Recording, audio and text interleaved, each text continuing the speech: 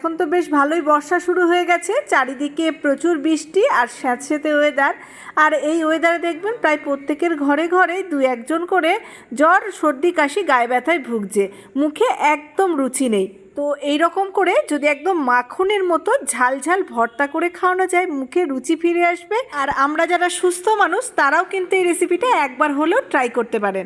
এই ভর্তা তৈরি করার জন্য আমি নিয়েছি কয়েকটা পুঁই শাকের পাতা আর কাঁঠাল বীজ।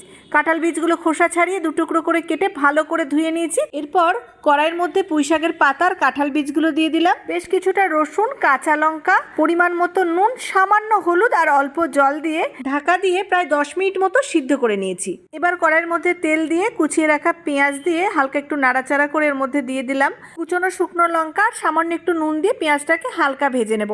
এরপর আমি পুঁই শাক আর কাঁঠাল বীজটাকে মিক্সিতে একদম স্মুথ করে বেটে নিয়েছি, ওই পেস্টটাকে দিয়ে দিলাম। এবার নেড়েচেড়ে বেশ ভালো করে ভেজে নেব। আমি এটা মিক্সিতে বেটে নিয়েছি, আপনারা এটা শিলনোড়াতেও বাটতে পারেন। আর শিলনোড়ায় বাটার স্বাদ কিন্তু সবসময় একটু বেশি হয়।